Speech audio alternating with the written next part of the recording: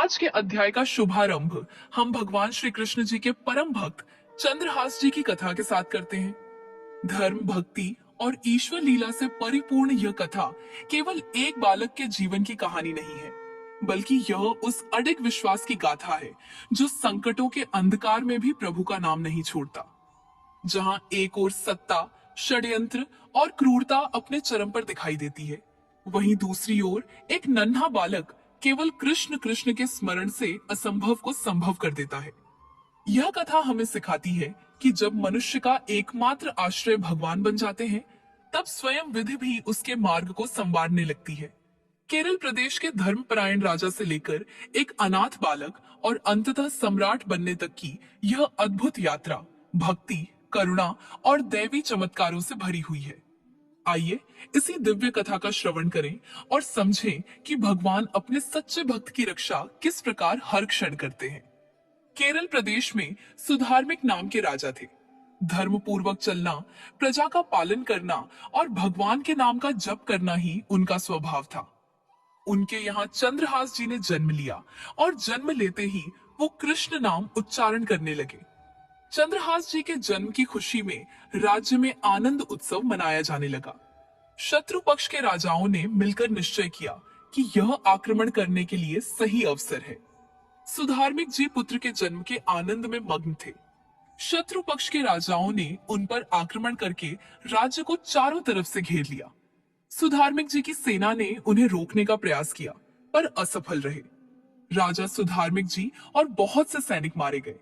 इसके बाद राजमहल को भी घेर लिया गया ताकि कोई भी बच के ना जा सके। राजमाता ने दाई माँ को चंद्रहास जी की जान बचाने को कहा। दाई माँ ने विचार किया कि अगर वह उन्हें राजकुमार की तरह ले जाती है तो उन्हें मार दिया जाएगा। दाई माँ ने झाड़ू पोछा लगाने वाली सेविका का रूप लिया और कुछ धोने पत्तलों के नीचे चंद्रहास जी को छुपाकर बाहर निकली। सैनिकों ने ऊपर से देखा तो वह बोली कि यह राजघराने के कुछ झूठे पत्तल आदि हैं, तो सैनिकों ने उन्हें जाने दिया। वो चंद्रहास जी को लेकर भाग गई और कुंतलपुर पहुंची। उन्होंने वहां के मंत्री धृष्ट बुद्धि से प्रार्थना की कि मैं सेवा कला में बड़ी प्रवीण हूँ और कृपा करके मुझे कुछ समय के लिए महल सेवा में रख लिया जाए। उन्होंने चंद्रहास जी को अपना पुत्र बताया। उनकी परीक्षा ली गई। राजघराने की सेविका होने के कारण वो परम प्रवीण थी। उन्हें सेवा में रख लिया गया। उन्होंने अपना असली परिचय किसी को नहीं बताया। जब चंद्रहास जी 3 वर्ष के हुए, तब दाई माँ की मृत्यु हो गई। अब उनकी देख रेख करने वाला कोई नहीं था। उनके मुख पर हर समय कृष्ण कृष्ण नाम चलता रहता था। अब वह गलियों में भटकने लगे। उनको महल से निकाल दिया गया क्योंकि दाई माँ की सेवा के कारण ही उन्हें महल में रखा गया था। 3 वर्ष के बालक चंद्रहास जी को गलियों में घूमता देख कोई उन्हें स्नान करा देता, तो कोई वस्त्र पहना देता और कोई भोजन करा देता। चंद्रहास जी हर समय कृष्ण कृष्ण नाम जपते रहते। श्री देवर्षि नारद जी ने देखा कि यह बालक कृष्ण कृष्ण बोलता रहता है और इसका हरि के अलावा कोई नहीं है। नारद जी ने उन्हें बुलाया और दुलार करते हुए बोले, सुनो, मैं तुम्हें एक अमोघ वस्तु देता हूँ। नारद जी उनके लिए एक छोटी सी शालिग्राम शिला लाए थे। नारद जी बोले, धो के पी लेना और दिखा के खा लेना, यही तुम्हारी सेवा पद्धति है। इनको स्नान करा देना और जो तुम्हें मिले इनको अर्पित करके खा लेना। चंद्रहास जी ने सोचा कि शालिग्राम शिला को धोने, स्नान कराने और भोग लगाने के लिए तो कोई पात्र अर्थात बर्तन चाहिए होगा। इस प्रकार विचार कर उन्होंने पान की तरह शालिग्राम जी को अपने मुंह में ही रख लिया। उन्होंने सोचा कि यहीं धुल गए तो चरणामृत पी लिया जाएगा और कुछ खाएंगे तो अर्पित भी हो जाएगा। नारद जी ने साथ ही उन्हें भगवान के मंत्र का भी उपदेश किया। मंत्री धृष्ट बुद्धि, जिसने चंद्रहास जी की दाई माँ को आश्रय दिलाया था, उनके एक पुत्र थे मदन जी, जो बहुत ही भगवत भाव वाले थे। उनकी एक पुत्री भी थी जिसका नाम विषया था। मदन जी का भक्तों को भोजन खिलाने का स्वभाव था। उन्होंने कई भक्तों और ब्राह्मण जनों को भोजन के लिए बुलाया। तब चंद्रहास जी भी खेलते खेलते वहीं चले गए और वहां प्रसाद खाने लगे। उन बड़े बड़े ब्राह्मणों में एक ज्योतिषाचार्य भी थे। धृष्टबुद्ध जी ने अपनी पुत्री विषया को सामने ले जाकर उनसे कहा, आप इसका हाथ देखकर बताइए कि इसका वर कैसा होगा और उसका कैसा ऐश्वर्य होगा। ब्राह्मण ने आसपास दृष्टि डाली और चंद्रहास जी की ओर इशारा करके बोले, वो है इसका वर। धृष्टबुद्धि ने कहा, आपने शायद सही से रेखा नहीं देखी, ये तो दासी का लड़का है, ये हमारी पुत्री का वर कैसे बनेगा। ब्राह्मण बोले कि मैंने तो सही सही ही भाग्य देखा है, और दक्षिणा लेकर चले गए। धृष्टबुद्धि ने विचार किया कि ये दरिद्र लड़का मेरी पुत्री का वर नहीं बनना चाहिए। मैं इतने बड़े राज्य का महामंत्री हूं और मेरी पुत्री का ऐसा दुर्भाग्य नहीं होना चाहिए। उन्होंने निश्चय किया कि इसे आज ही मरवा डालते हैं। उन्होंने तुरंत जल्लादों को बुलाया और कहा, इस बालक को ले जाओ और जंगल में इसे मार के इसका कोई अंग मुझे काट के दिखाओ। चंद्रहास जी इतने सुंदर, सुशील और प्यारे लगते थे कि कोई भी उनको मारने के लिए तैयार न होता। इसीलिए उसने शर्त रखी कि इनका कोई अंग काटकर मुझे प्रमाण में दिखाया जाए। जल्लादों ने चंद्रहास जी का हाथ पकड़ा तो उनका स्पर्श करते ही उनको ऐसा दुलार आने लगा जैसे माँ को अपने बच्चे से दुलार होता है। वो आपस में कहने लगे, भाई, जीवन बीत गया लोगों को मारते हुए, कभी कोई पुण्य का काम नहीं किया। यह इतना सुंदर बालक जो हमारे चित्त को चुरा रहा है, इस धृष्ट बुद्धि मंत्री ने इसे मारने का आदेश क्यों दिया है। इस जन्म में न जाने कितनों को हमने काटा है, पर पता नहीं क्या हो रहा है। मेरे हृदय में ऐसी हिम्मत नहीं हो रही कि इस बालक को मैं मार सकूं। दूसरे ने कहा, अगर तुम उसको नहीं मारोगे तो तुम मारे जाओगे, कुछ तो करना पड़ेगा। जल्लाद चंद्रहास जी को एकांत जंगल में ले गए और कहा कि क्या तुम जानते हो कि हम तुम्हें यहाँ किस लिए लाए हैं। चंद्रहास जी की 5 वर्ष की आयु थी। वो बोले, मुझे पता नहीं कि आप मुझे यहाँ क्यों लाए हैं। उन्होंने उत्तर दिया, हम जल्लाद हैं। धृष्ट बुद्धि ने तुम्हें मारने का हुक्म दिया है, इसलिए हमें तुम्हें मारना तो पड़ेगा ही। तुम्हें कुछ भी पसंद हो तो तुम कहो, हम तुम्हारे लिए ला देंगे। जो तुम्हें चाहिए बोलो, पर हमारी इच्छा ना होते हुए भी हमें तुम्हें मारना पड़ेगा। चंद्रहास जी बोले, मुझे तो कुछ नहीं चाहिए, बस थोड़ा समय चाहिए। मुझे मृत्यु का भय नहीं है। यदि आप मारना ही चाहते हो तो मेरी नित्य की एक पूजा है, मैं वो कर लूं, उसके बाद आप मुझे मार देना। उन्होंने कहा, हाँ, हम तुम्हें समय देते हैं। तुम किसी को पुकार भी सकते हो, जो तुम करना चाहो कर सकते हो। चंद्रहास जी ने कहा, मैं तो अनाथ हूँ, श्री कृष्ण के अलावा मेरा कोई नहीं, मैं किसको पुकारूं। मेरा आश्रय तो एकमात्र वही प्रभु है। ये कहते हुए चंद्रहास जी ने अश्रु बहाते हुए शालिग्राम जी को अपने मुख से निकाला और बोले, प्रभु, मुझे तो कोई ज्ञान नहीं कि आपकी सेवा कैसे की जाती है। मैं तो अपने मुख में आपको रखता हूँ। अब मेरे जीवन का अंत होने जा रहा है। बस मैं यही प्रार्थना करता हूँ कि मैं आपके ही समीप पहुंचकर आपका ही स्मरण करूं, आपसे कभी विलग ना हो पाऊं। इतना कहकर चंद्रहास जी ने जल्लादों की तरफ देखा और इशारा किया कि अब मुझे मार दो। एक जल्लाद उनका भाव देखकर बैठ गया और दूसरे से बोला, भाई, भले तुम या धृष्ट बुद्धि मुझे मार दो, लेकिन मैं इस बालक को नहीं मार पाऊंगा, मेरी हिम्मत नहीं है। दूसरे जल्लाद ने भी सहमति देते हुए कहा, इस बालक में कुछ विशेषता तो है। इसके पैरों में देखो, बाएं पैर में एक छठी उंगली है। हम इसे काट के ले जाते हैं और इससे प्रमाण भी सत्य हो जाएगा कि हमने इसे मार दिया। उसके बाद कौन ही इस बालक को ढूंढेगा। यूं ही जंगल में इसे छोड़ देते हैं। जल्लादों ने ऐसा ही किया और जाकर धृष्ट बुद्धि को उंगली दिखा दी कि बालक का वध करके आए हैं। जंगल में चंद्रहास जी की जो उंगली काटी गई थी, उससे रक्त प्रवाह हो रहा था।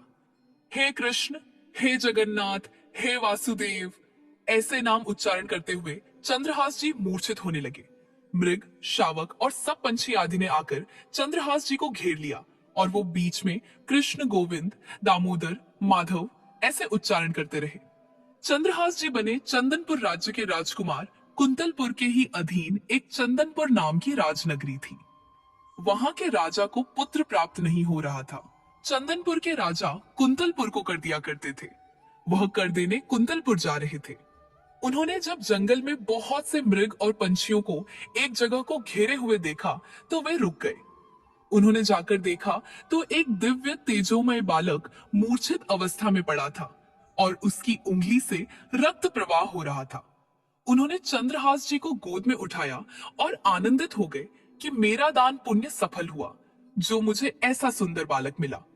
राजा चंद्रहास जी को लेकर घर आए और हृदय में भगवान का बार बार कृपा प्रसाद मनाते रहे कि भगवान ने मुझे पुत्र दिया। उन्होंने चंद्रहास जी से जब पूछा कि तुम्हारे माता पिता कौन हैं, तो चंद्रहास जी ने उत्तर दिया कि श्री कृष्ण, उनके अलावा मेरा कोई नहीं। राजा समझ गए कि भगवान ने ही कृपा करके मुझे ऐसा महाभागवत पुत्र दिया है। राज्य में बड़ा उत्सव मनाया गया।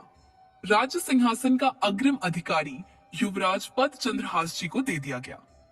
पूरे राज्य में आनंद की वर्षा होने लगी।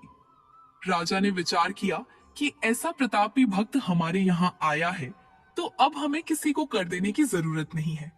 लगातार 3 बार जब कर नहीं पहुंचा तो सम्राट ने मंत्री को इस समस्या को सुलझाने का आदेश दिया। मंत्री चंदनपुर राज्य में पहुंच गया।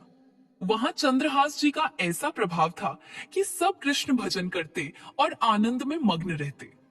धृष्ट बुद्धि ने उन्हें पहचाना और सोचा कि यह तो वही बालक है, और विचार किया कि यह तो बहुत अनिष्ट हो गया। हमने तो इसे मारना निश्चित किया था और जल्लादों ने इसको छोड़ दिया, और अब तो ये राजा का राजकुमार बन गया है। उन्होंने राजा से कहा, पहली बात, इस बालक को युवराज पद पर बिठाने से पहले तुम्हें सम्राट को सूचना देनी चाहिए थी, और दूसरी बात, अभी तक तुमने कर नहीं दिया है।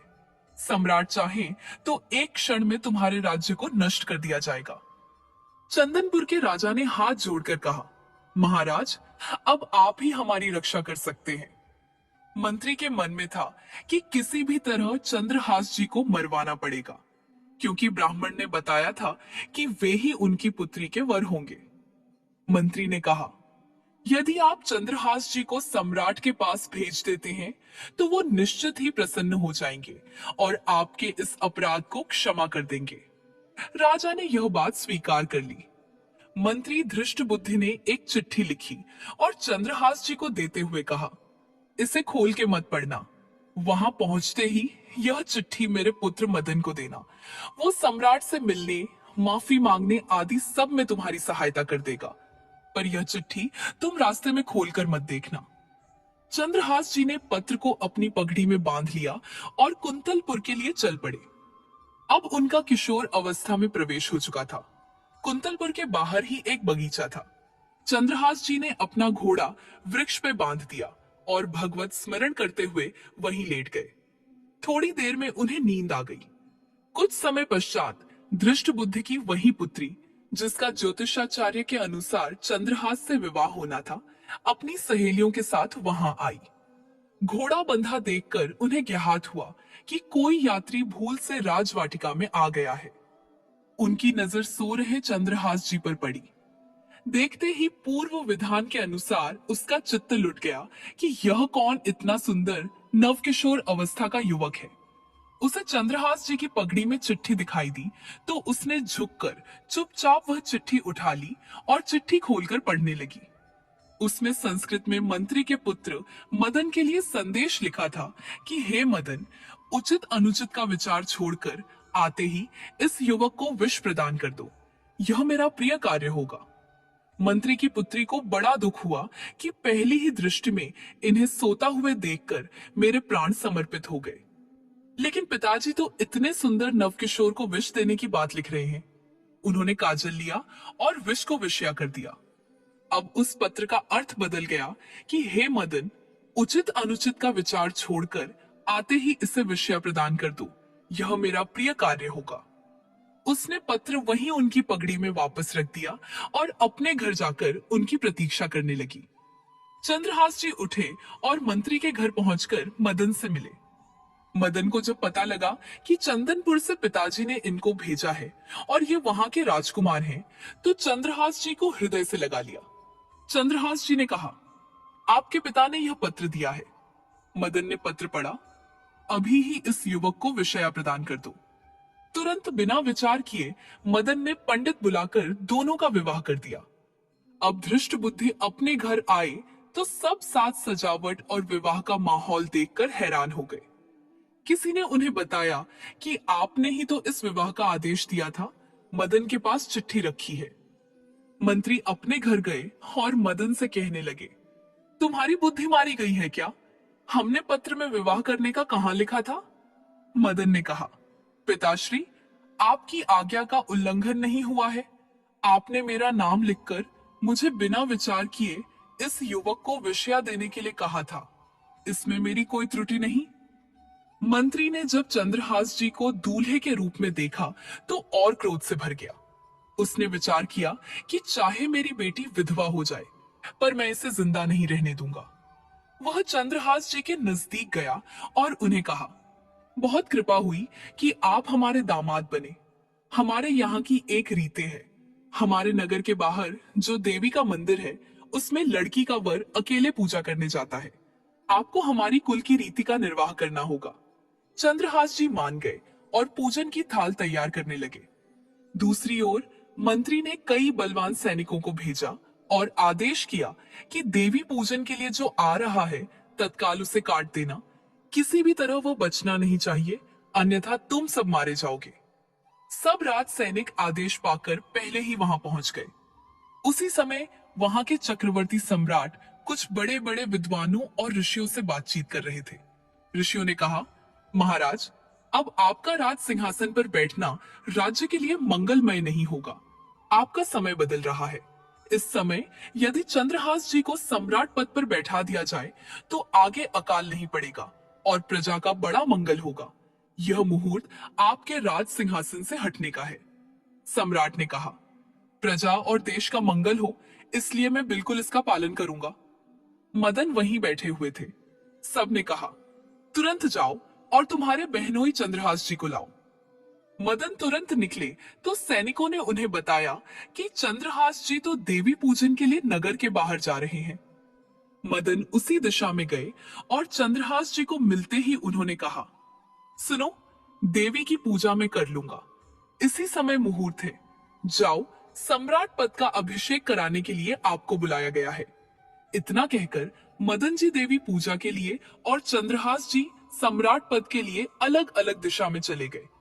इधर चंद्रहास जी का राज्य अभिषेक होने लगा। वहां देवी मंदिर में धृष्ट बुद्धि के पुत्र मदन पूजा करने के लिए पहुंचे तो पहले से तैयार सैनिकों ने उन्हें काट कर फेंक दिया। मंत्री का सारा खेल उल्टा हो गया। पुत्र की हत्या हो गई और चंद्रहास जी का सम्राट पद पर अभिषेक हो गया। सैनिकों ने आकर मंत्री को सूचना दी कि देवी मंदिर में आपके आदेश अनुसार जो मारा गया वो आपका पुत्र मदन था। धृष्ट बुद्धि ने कहा, यह कैसे संभव है? वो तो चंद्रहास था। सैनिक बोले, उनका तो सम्राट पद पर अभिषेक हो गया। अब धृष्ट बुद्धि छाती पीट पीट कर खूब रोने लगा। बार बार चिल्लाने लगा, हाय, मैं कितना अभागा हूं जो मैंने अपने पुत्र को ही मरवा दिया। चंद्रहास जी ने जब इसके बारे में सुना तो सोचा कि मृत्यु तो मेरी निश्चित थी, फिर मदन को मेरी मृत्यु कैसे प्राप्त हुई? वो तुरंत गए और मदन के शव को सामने रख उन्होंने भगवान का ध्यान स्मरण करते हुए मदन के शव पर हाथ फेरा तो वो जीवित हो गए। यह घटना धृष्ट बुद्धि को पता नहीं थी। तब तक उन्होंने अपनी खोपड़ी फोड़ फोड़ कर अपनी हत्या कर ली।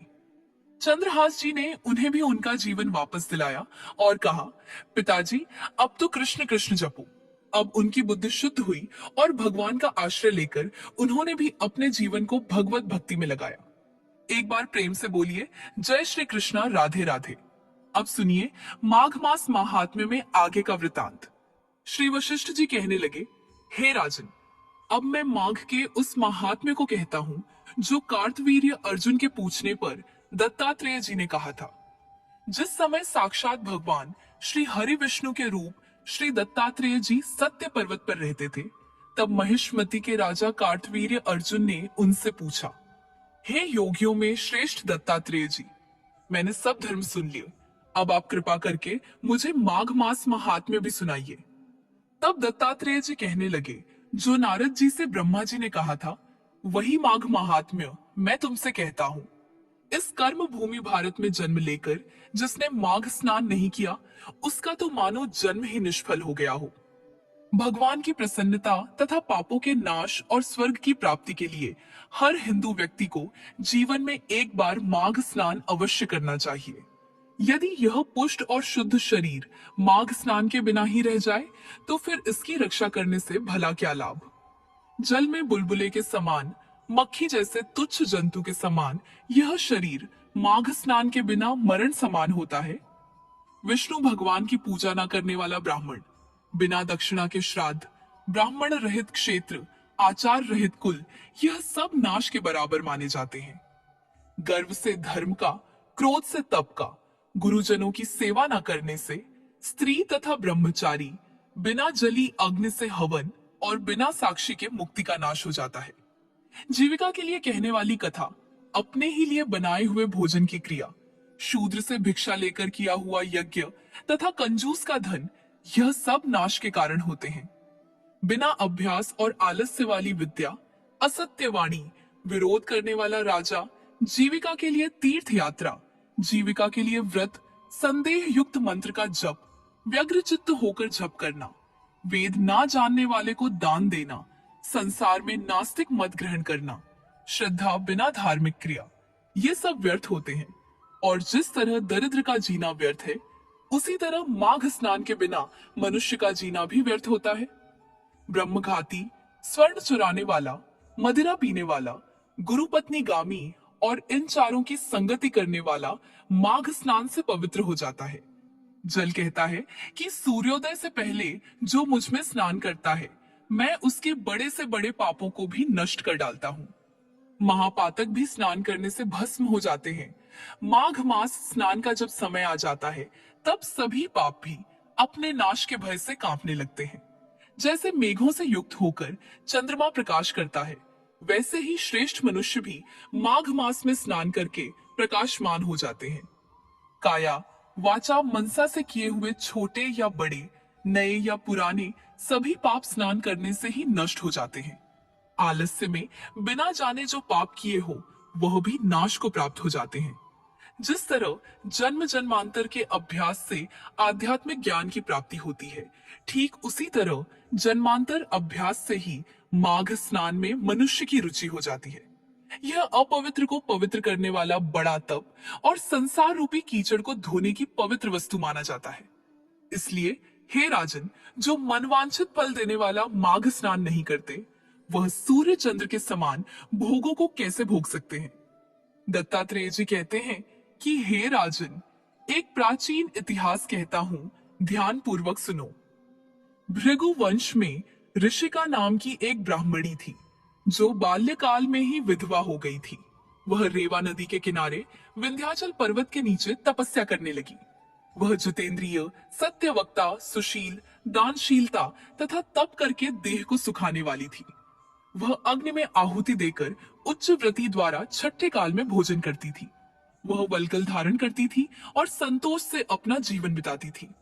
उसने रेवा और कपिल नदी के संगम में 60 वर्ष तक माघ स्नान किया और फिर वहीं पर वह मृत्यु को प्राप्त हो गई। माघ मास के स्नान के फल से वह दिव्य 4000 वर्ष तक विष्णु लोक में वास करके सुंद और उपसुंद नामक दैत्यों का नाश करने के लिए श्री ब्रह्मा जी द्वारा लोतमा नाम की अप्सरा के रूप में ब्रह्मलोक में उत्पन्न हुई। वह अत्यंत रूपवती, गान विद्या में अति निपुण तथा मुकुट कुंडल से शोभायमान थी। उसका रूप, यवन और सौंदर्य देखकर ब्रह्मा जी भी चकित हो गए। वह तिलोत्तमा रेवा नदी के पवित्र जल में स्नान करके वन में बैठी हुई थी। तभी सुंद और उपसुंद के सैनिकों ने चंद्रमा के समान उस रूपवती को देखकर अपने राजा सुंद और उपसुंद से उसके रूप की शोभा का वर्णन किया। सैनिक उन दैत्यों से कहने लगे कि हे महाराज, ऐसी परम सुंदरी स्त्री जो कामदेव को भी लज्जित करती हो, हमने कभी नहीं देखी। आप भी चलकर देखिए। तब वह दोनों दैत्य मदिरा के पात्र रखकर वहां पर आए, जहां पर वह परम सुंदरी बैठी हुई थी। दोनों दैत्यों ने मदिरा पान किया हुआ था और काम क्रीड़ा से पीड़ित हुए वे दोनों आपस में ही उस स्त्री रत्न को प्राप्त करने के लिए विवादग्रस्त हो गए और फिर आपस में युद्ध करते हुए वहीं समाप्त भी हो गए। उन दोनों को मरा हुआ देखकर उनके सैनिकों ने बड़ा कोलाहल मचाया। तब तिलोत्तमा कालरात्रि के समान उनको पर्वत से गिराती हुई 10 दिशाओं को प्रकाशमान करती हुई आकाश में चली गई और देव कार्य सिद्ध करके श्री ब्रह्मा जी के सामने आई। तो ब्रह्मा जी ने बड़ी प्रसन्नता से कहा कि हे देवी, हे चंद्रवती, मैंने तुमको सूर्य के रथ पर स्थान दिया। जब तक आकाश में सूर्य स्थित है, नाना प्रकार के भोगों को भोगो। इस प्रकार हे राजन, वह ब्राह्मणी अब भी सूर्य के रथ पर माघ मास स्नान के उत्तम भोगों को भोग रही है। इसीलिए श्रद्धावान पुरुषों को उत्तम गति पाने के लिए यत्न के साथ साथ माघ मास में विधि पूर्वक स्नान भी करना चाहिए। दत्तात्रेय जी कहते हैं कि हे राजन, अब मैं तुम्हें एक और पौराणिक कथा सुनाता हूँ, ध्यान पूर्वक सुनो। पूर्व काल में सतयुग के उत्तम निषेध नामक नगर में हेमकुंडल नाम वाला एक धनी वैश्य, जो कि कुबेर की तरह था, वो रहा करता था।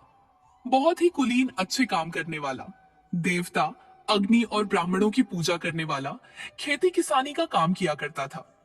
वह गाय, घोड़े, भैंसों आदि का पालन भी करता था, जिस कारण वह गाय और भैंसों से मिलने वाले दूध, दही, छाछ, गोबर, घास, गुड़, चीनी आदि को बाजार में जाकर बेचता भी था। इस तरह उस वैश्य ने सामान बेचकर बहुत सारा धन इकट्ठा कर लिया था।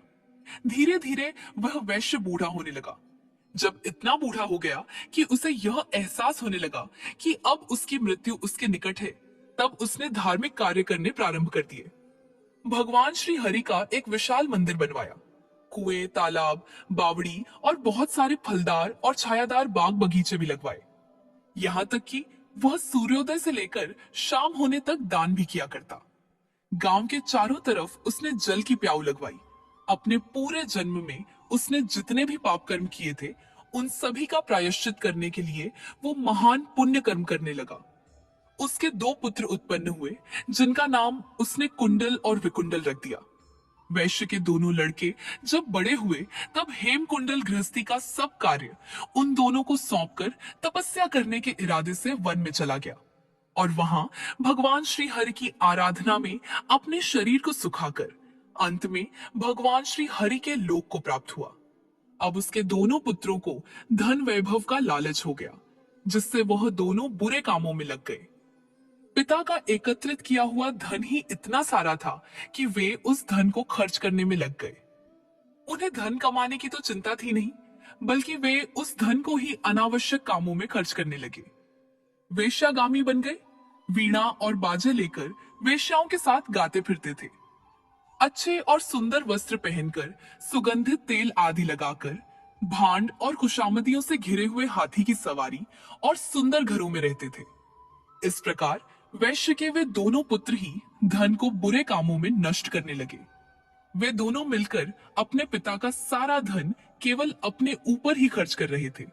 ना कभी किसी को दान देते, ना कोई हवन कराते, यहाँ तक कि देवता और ब्रह्मा जी की सेवा और विष्णु भगवान का पूजन भी नहीं करते थे। इस तरह धन को व्यर्थ करते करते उन दोनों लड़कों के पास जितना भी धन था, वह सब धन समाप्त हो गया और वह दरिद्रता को प्राप्त होकर बहुत दुखी रहने लगे। भाईजन, सेवक, उपजीवी सब इन्हें छोड़कर चले गए। तब इन दोनों भाइयों ने मिलकर चोरी आदि काम करने शुरू कर दिए। जब राजा के भय से नगर को छोड़कर डाकुओं के साथ यह वन में रहने लगे, तो वहां पर अपने तीक्ष्ण बाणों से वन में रहने वाले जंगली पशुओं को मारकर खाने लगे। एक समय इनमें से एक भाई पर्वत पर गया और वहां पर उसको शेर मारकर खा गया। दूसरा भाई उसी समय फिर वन को गया, जहां उसे काले सांप ने डस लिया, जिससे उसकी भी मृत्यु तभी हो गई। यमराज के दूत उन दोनों को ही बांधकर यम के पास लाए और कहने लगे कि हे महाराज, बताइए इन दोनों पापियों के लिए क्या किया है। तब चित्रगुप्त ने उन दोनों के कर्मों की आलोचना करके अपने दूतों से कहा कि बड़े भाई कुंडल को घोर नरक में डाल दिया जाए और दूसरे भाई विकुंडल को स्वर्ग में ले जाया जाए, जहां उत्तम भोग है। तब एक दूत तो कुंडल को नरक में फेंकने के लिए ले गया और दूसरा दूत बड़ी विनम्रता से कहने लगा कि हे विकुंडल, चलो, तुम्हारे अच्छे कर्मों से तुम स्वर्ग को प्राप्त हुए हो। अब वहां जाकर अनेक प्रकार के भोगों को भोगो। तब विकुंडल बड़ी हैरानी के साथ मन में ढेर सारे संशय लेकर दूत से कहने लगा, हे यमदूत, मेरे मन में बड़ी भारी शंका है। इसलिए मैं तुमसे कुछ पूछना चाहता हूँ। कृपया कर मेरे प्रश्नों का उत्तर दीजिए। हम दोनों भाई एक ही कुल में पैदा हुए, एक जैसे ही कर्म करते रहे।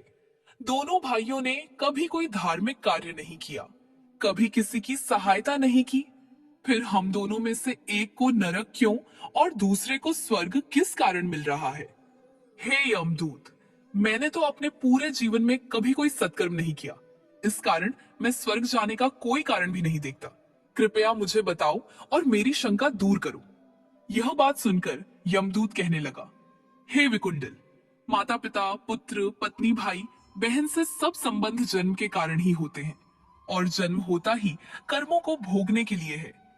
जिस प्रकार एक वृक्ष पर अनेक पक्षियों का आगमन होता है, ठीक उसी तरह इस संसार में पुत्र, भाई, माता पिता का भी संगम होता है। इनमें से जो जैसे जैसे कर्म करता है वैसे ही फल भोगता है। तुम्हारा भाई अपने पाप कर्मों से नरक में चला गया और तुम यहाँ अपने पुण्य कर्म के कारण स्वर्ग में जा रहे हो। तब विकुंडल ने बड़े आश्चर्य से पूछा कि हे यमदूत, मैंने तो कोई धर्म का कार्य किया ही नहीं, मैं सदा पापों में ही लगा रहा। मैं अपने पुण्य के कर्म को जानता तक नहीं। यदि तुम मेरे पुण्य कर्म को जानते हो तो कृपा करके वो भी बताइए। तब देवदूत कहने लगे, हे विकुंडल, मैं सब प्राणियों के बारे में भली भांति जानता हूँ, लेकिन तुम नहीं जानते। सुनो, हरिमित्र का पुत्र सुमित्र नाम का एक ब्राह्मण था, जिसका आश्रम यमुना नदी के दक्षिण दिशा में था। उसके साथ जंगल में ही तुम्हारी मित्रता हो गई थी, और फिर तुमने उसके साथ 2 बार माघ मास में श्री यमुना जी में स्नान किया था। पहली बार स्नान करने से तुम्हारे सब पाप नष्ट हो गए, और दूसरी बार स्नान करने से तुम्हें स्वर्ग प्राप्त हुआ। इसलिए हे विकुंडल, तुमने 2 बार माघ मास में स्नान किया। इसी के पुण्य के फल से तुम्हें स्वर्ग प्राप्त हुआ और तुम्हारा भाई नरक को प्राप्त हुआ। ऐसा कहने के पश्चात दत्तात्रेय जी कहने लगे कि हे राजन, इतना सुनकर विकुंडल अपने द्वारा अनजाने में किए गए पुण्य कर्म के बारे में सोचने लगा और मन ही मन यह विचार करने लगा कि अनजाने में किए गए माघ स्नान का अगर यह फल प्राप्त होता है तो फिर श्रद्धा और भाव से किए गए स्नान का कितना पुण्य मिलता होगा। इसके बाद वह अपने भाई कुंडल के दुखों को सोचकर दुखी होकर बड़ी विनम्रता से मीठे वचनों से दूतों से कहने लगा कि हे दूतों, सज्जन पुरुषों के साथ 7 पग चलने से मित्रता हो जाती है और यह कल्याणकारी होती है। मित्र, प्रेम की चिंता ना करते हुए तुम मुझे इतना बताने की कृपा करो कि कौन से कर्म से मनुष्य यमलोक को प्राप्त नहीं होता, क्योंकि तुम तो सर्वज्ञ हो, तुम्हें सब पता है। आज के अध्याय में बस इतना। इसके आगे का वृतांत आप सभी अगली कथा में जरूर सुनिए। तब तक के लिए जय श्री कृष्णा, राधे राधे। अब आइए श्रवण करते हैं श्रीमद् भागवत महात्म्य का प्रथम अध्याय का शेष भाग। सूत जी कहते हैं, उद्धव जी ने वहां एकत्र हुए सब लोगों को श्री कृष्ण कीर्तन में लगा देखकर सभी का सत्कार किया और राजा परीक्षित को हृदय से लगाकर कहा। उद्धव जी ने कहा, राजन, तुम धन्य हो, एकमात्र श्री कृष्ण की भक्ति से ही पूर्ण हो, क्योंकि श्री कृष्ण संकीर्तन के महोत्सव में तुम्हारा हृदय इस प्रकार निमग्न हो रहा है। बड़े सौभाग्य की बात है कि श्री कृष्ण की पत्नियों के प्रति तुम्हारी भक्ति और वज्रनाभ पर तुम्हारा प्रेम है। तात, तुम जो कुछ कर रहे हो सब तुम्हारे अनुरूप ही है। क्यों ना हो, श्री कृष्ण ने ही शरीर और वैभव प्रदान किया है, अतः तुम्हारा उनके प्रपौत्र पर प्रेम होना स्वाभाविक ही है।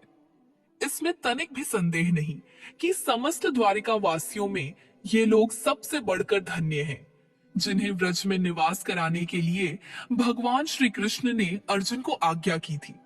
श्री कृष्ण का मन रूपी चंद्रमा राधा के मुख की प्रभा रूप चांदनी से युक्त हो उनकी लीला भूमि वृंदावन को अपनी किरणों से सुशोभित करता हुआ यहाँ सदा प्रकाशमान रहता है। श्री कृष्ण चंद्र नित्य परिपूर्ण है।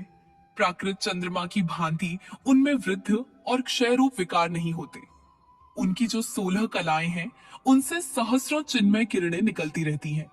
इससे उनके सहस्रों भेद हो जाते हैं। इन सभी कलाओं से युक्त नित्य परिपूर्ण श्री कृष्ण इस ब्रज भूमि में सदा ही विद्यमान रहते हैं। इस भूमि में और उनके स्वरूप में कुछ अंतर नहीं है। राजेंद्र परीक्षित। इस प्रकार विचार करने पर सभी व्रजवासी भगवान के अंग में स्थित हैं। शरणागतों का भय दूर करने वाले जो ये वज्र हैं, इनका स्थान श्री कृष्ण के दाहिने चरण में है। इस अवतार में भगवान श्री कृष्ण ने इन सब को अपनी योग माया से अभिभूत कर लिया है। उसी के प्रभाव से ये अपने स्वरूप को भूल गए हैं और इसी कारण सदा दुखी रहते हैं। यह बात निस्संदेह ऐसी ही है। श्री कृष्ण का प्रकाश प्राप्त हुए बिना किसी को भी अपने स्वरूप का बोध नहीं हो सकता। जीवों के अंतःकरण में जो श्री कृष्ण तत्व का प्रकाश है, उस पर सदा माया का पर्दा पड़ा रहता है। 28वें द्वापर के अंत में जा भगवान श्री कृष्ण स्वयं ही सामने प्रकट होकर अपनी माया का पर्दा उठा लेते हैं। उस समय जीवों को उनका प्रकाश प्राप्त होता है, किंतु अब वह समय तो बीत गया। इसलिए उनके प्रकाश की प्राप्ति के लिए अब दूसरा उपाय बतलाया जा रहा है। सुनो। 28वें द्वापर के अतिरिक्त समय में यदि कोई श्री कृष्ण तत्व का प्रकाश पाना चाहे तो उसे वह श्रीमद् भागवत से ही प्राप्त हो सकता है।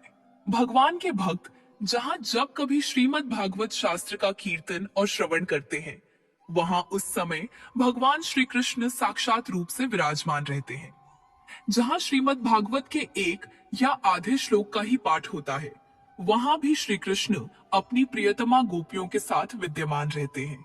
इस पवित्र भारतवर्ष में मनुष्य का जन्म पाकर भी जिन लोगों ने पाप के अधीन होकर श्रीमद् भागवत नहीं सुना, उन्होंने मानो अपने ही हाथों अपनी हत्या कर ली। जिन बड़भागियों ने प्रतिदिन श्रीमद् भागवत शास्त्र का सेवन किया है, उन्होंने अपने पिता, माता और पत्नी तीनों के ही कुल का भली भांति उद्धार कर दिया। श्रीमद् भागवत के स्वाध्याय और श्रवण से ब्राह्मणों को विद्या का प्रकाश, बोध प्राप्त होता है। क्षत्रिय लोग शत्रुओं पर विजय पाते हैं, वैश्यों को धन मिलता है और शूद्र स्वस्थ निरोग बने रहते हैं। स्त्रियों तथा अंत्यज आदि अन्य लोगों की भी इच्छा श्रीमद् भागवत से पूर्ण होती है। अतः कौन ऐसा भाग्यवान पुरुष है जो श्रीमद् भागवत का नित्य ही सेवन न करेगा। अनेकों जन्मों तक साधना करते करते जब मनुष्य पूर्ण सिद्ध हो जाता है, तब उसे श्रीमद् भागवत की प्राप्ति होती है। भागवत से भगवान का प्रकाश मिलता है, जिससे भगवत भक्ति उत्पन्न होती है। पूर्व काल में सांख्यायन की कृपा से श्रीमद् भागवत बृहस्पति जी को मिला और बृहस्पति जी ने मुझे दिया। इसी से मैं श्री कृष्ण का प्रियतम सखा हो सका हूँ। परीक्षित, बृहस्पति जी ने मुझे एक आख्यायिका भी सुनाई थी, उसे तुम सुनो। इस आख्यायिका से श्रीमद् भागवत श्रवण के संप्रदाय का क्रम भी जाना जा सकता है। बृहस्पति जी ने कहा था, अपनी माया से पुरुष रूप धारण करने वाले भगवान श्री कृष्ण ने जब सृष्टि के लिए संकल्प किया, तब इनके दिव्य विग्रह से 3 पुरुष प्रकट हुए। इनमें रजोगुण की प्रधानता से ब्रह्मा, सत्वगुण की प्रधानता से विष्णु और तमोगुण की प्रधानता से रुद्र प्रकट हुए। भगवान ने इन तीनों को क्रमशः जगत की उत्पत्ति, पालन और संहार करने का अधिकार प्रदान किया। तब भगवान के नाभि कमल से उत्पन्न हुए ब्रह्मा जी ने उनसे अपना मनोभाव यूं प्रकट किया। ब्रह्मा जी ने कहा, परमात्मन, आप नार अर्थात जल में शयन करने के कारण नारायण नाम से प्रसिद्ध हैं। आपको नमस्कार है। प्रभु, आपने मुझे सृष्टि कर्म में लगाया है, मगर मुझे भय है कि सृष्टि काल में अत्यंत पापात्मा रजोगुण आपकी स्मृति में कहीं बाधा न डालने लग जाए। अतः कृपा करके ऐसी कोई बात बताएं जिससे आपकी याद बराबर बनी रहे। बृहस्पति जी कहते हैं, जब ब्रह्मा जी ने ऐसी प्रार्थना की, तब पूर्व काल में भगवान ने उन्हें श्रीमद् भागवत का उपदेश देकर कहा, ब्राह्मण, तुम अपने मनोरथ की सिद्ध के लिए सदा ही इसका सेवन करते रहो। ब्रह्मा जी श्रीमद् भागवत का उपदेश पाकर बड़े प्रसन्न हुए और उन्होंने श्री कृष्ण की नित्य प्राप्ति के लिए तथा 7 आवरणों का भंग करने के लिए श्रीमद् भागवत का सप्ताह पारायण किया। सप्ताह यज्ञ की विधि से 7 दिनों तक श्रीमद् भागवत का सेवन करने से ब्रह्मा जी के सभी मनोरथ पूर्ण हो गए। इससे वे सदा भगवत स्मरण पूर्वक सृष्टि का विस्तार करते और बारंबार सप्ताह यज्ञ का अनुष्ठान करते रहते हैं। ब्रह्मा जी की ही भांति विष्णु ने भी अपने अभीष्ट अर्थ की सिद्ध के लिए उन परम पुरुष परमात्मा से प्रार्थना की, क्योंकि उन पुरुषोत्तम ने विष्णु को भी प्रजापालन रूप कर्म में नियुक्त किया था। विष्णु ने कहा, देव, मैं आपकी आज्ञा के अनुसार कर्म और ज्ञान के उद्देश्य से प्रवृत्ति और निवृत्ति के द्वारा यथोचित रूप से प्रजाओं का पालन करूंगा। कालक्रम से जब जब धर्म की हानि होगी, तब तब अनेकों अवतार धारण कर पुनः धर्म की स्थापना करूंगा। जो भोगों की इच्छा रखने वाले हैं, उन्हें अवश्य ही उनके किए हुए यज्ञ आदि कर्मों का फल अर्पण करूंगा, तथा जो संसार बंधन से मुक्त होना चाहते हैं, विरक्त हैं, उन्हें उनके इच्छानुसार 5 प्रकार की मुक्ति भी देता रहूंगा। परंतु जो लोग मोक्ष भी नहीं चाहते, उनका पालन मैं कैसे करूंगा, यह बात समझ में नहीं आती। इसके अतिरिक्त मैं अपनी तथा लक्ष्मी जी की भी रक्षा कैसे कर सकूंगा, इसका उपाय भी बतलाइए। विष्णु की यह प्रार्थना सुनकर आदि पुरुष श्री कृष्ण ने उन्हें भी श्रीमद् भागवत का उपदेश किया और कहा, तुम अपने मनोरथ की सिद्ध के लिए इस श्रीमद् भागवत शास्त्र का सदा पाठ किया करो। उस उपदेश से विष्णु भगवान का चित्त प्रसन्न हो गया और वे लक्ष्मी जी के साथ प्रत्येक मास में श्रीमद् भागवत का चिंतन करने लगे। इससे वे परमार्थ का पालन और यथार्थ रूप से संसार की रक्षा करने में समर्थ हुए। जब भगवान विष्णु स्वयं वक्ता होते हैं और लक्ष्मी जी प्रेम से श्रवण करती हैं, उस समय प्रत्येक बार भागवत कथा का श्रवण एक मास में ही समाप्त होता है। किंतु जब लक्ष्मी जी स्वयं वक्ता होती हैं और विष्णु श्रोता बनकर सुनते हैं, तब भागवत कथा का रसास्वादन 2 मास तक होता रहता है। उस समय कथा बड़ी सुंदर, बहुत रुचिकर होती है। इसका कारण यह है कि विष्णु तो अधिकारारूढ़ है, उन्हें जगत के पालन की चिंता करनी पड़ती है, पर लक्ष्मी जी इन झंझटों से अलग हैं, अतः उनका हृदय निश्चिंत है। इसी से लक्ष्मी जी के मुख से भागवत कथा का रसास्वादन अधिक प्रकाशित होता है।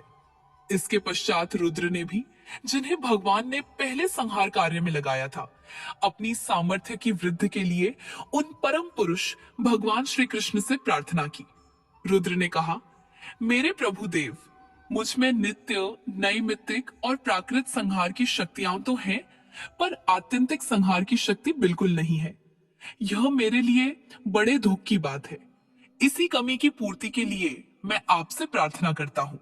बृहस्पति जी कहते हैं, रुद्र की प्रार्थना सुनकर नारायण ने उन्हें भी श्रीमद् भागवत का ही उपदेश किया। सदाशिव रुद्र ने 1 वर्ष में एक पारायण के क्रम से भागवत कथा का सेवन किया। इसके सेवन से उन्होंने तमोगुण पर विजय पाई और आत्यंतिक संहार की शक्ति भी प्राप्त कर ली। उद्धव जी कहते हैं, श्रीमद् भागवत के महात्म्य के संबंध में यह आख्यायिका मैंने अपने गुरु श्री बृहस्पति जी से सुनी और उनसे भागवत का उपदेश प्राप्त कर उनके चरणों में प्रणाम करके मैं बहुत आनंदित हुआ। तत्पश्चात भगवान विष्णु की रीति स्वीकार करके मैंने भी 1 मास तक श्रीमद् भागवत कथा का भली भांति रसास्वादन किया। उतने से ही मैं भगवान श्री कृष्ण का प्रियतम सखा हो गया। इसके पश्चात भगवान ने मुझे व्रज में अपनी प्रियतमा गोपियों की सेवा